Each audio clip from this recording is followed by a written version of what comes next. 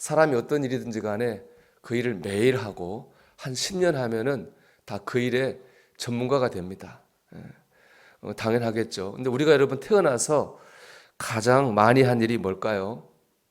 그거는 먹는 겁니다. 우리 하루에 3번을 먹잖아요. 뭐 3번만 먹나요? 중간에 간식도 먹죠.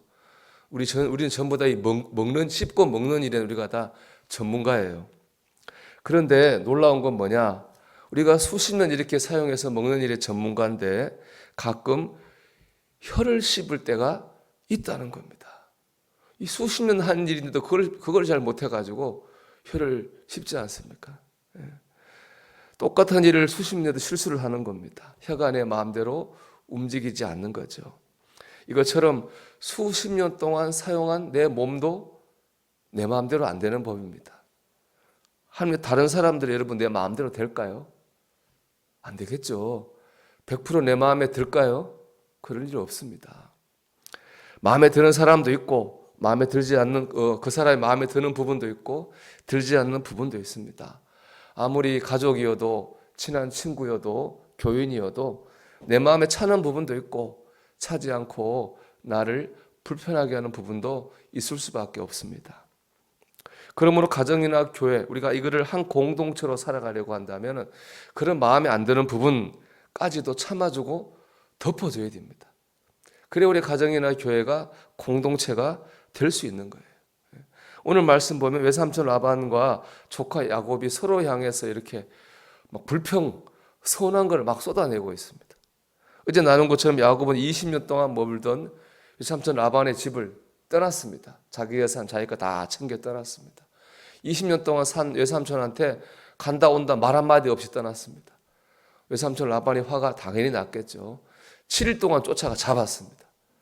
하는 말이 내가 너 죽일 수도 있고 정말 죽이고 싶은데 하나님 어젯밤에 꿈에 나타나서 참으라 내가 참는다 하고 조카한테 얘기하니까 야곱도 뭐 외삼촌만 그런 줄 아느냐 나도 그렇다 하고 자기도 20년 동안 마음에 품었던 선한 것을 다 서로 쏟아냅니다. 그러다가 결국에 두 사람은 갈라서게 됩니다. 어떤 관계든지 간에 서로에게 따지고 들면은 할 말이 없는 사람은 아무도 없습니다. 크든 작든 나름대로 다 불만이 있고 서운한 것이 한두 개쯤은 있습니다. 그런데 그 서운한 것과 불평에 매이면요 그 관계는 깨지게 됩니다. 관계를 아름답게 만들어가기 위해서는 서운한 게 있고 섭섭한 게 있어도 덮고 가야 됩니다. 참고 가야 됩니다.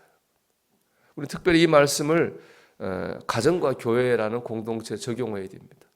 왜냐하면 이 가정과 교회는 둘 다 하나님이 세우신 공동체입니다. 그 속에는 하나님의 뜻이 있습니다. 또 우리는 가정과 교회를 통해서 하나님의 영광을 드러내야 될 사명도 있습니다. 하나님이 세우시고 하나님의 뜻이 있고 사명이 있는 공동체가 바로 가정과 교회입니다. 그렇기 때문에 우리는 하나님의 뜻을 이루기 위해서 하나님의 영광을 드러내는 사명을 감당하기 위해서 우리는 서로를 향해서 서로 불평하고 소름을 쏟아낼 게 아니라 허물을 덮어주는 그런 사람이 되어야 됩니다. 이한규 목사님의 책 상처는 인생의 보물지도에 나오는 이야기입니다. 어느 날 교회에서 가족 찬송가 경연대회가 열렸습니다. 그런데 한 집사님이 찬송을 부르다가 가사를 틀렸어요. 교인들이 뭐 깔깔깔 웃고 난리가 났습니다.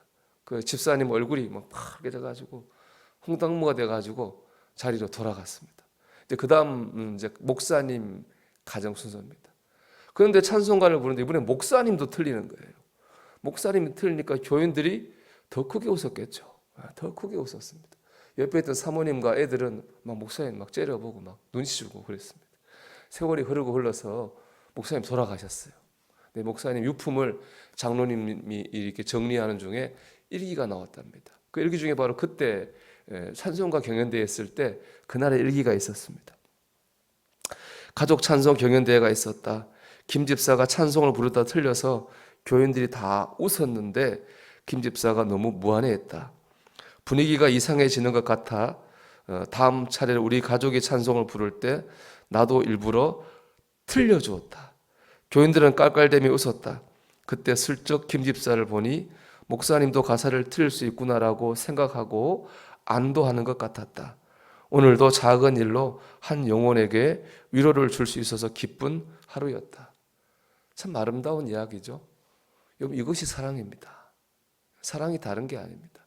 허물을 덮어주는 거가 그 사랑입니다.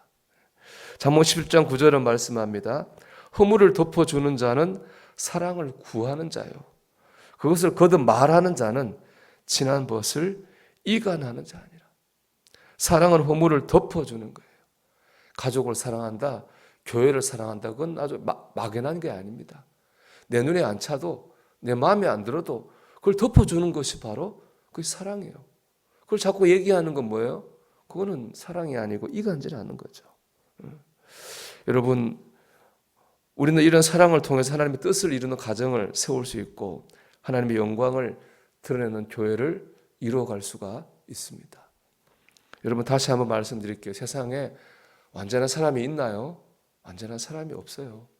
근데 하나님은 그런 사람들을 모아서 가정과 교회라고 하는 공동체를 만들었어요. 거기에는 뜻이 있지 않겠어요?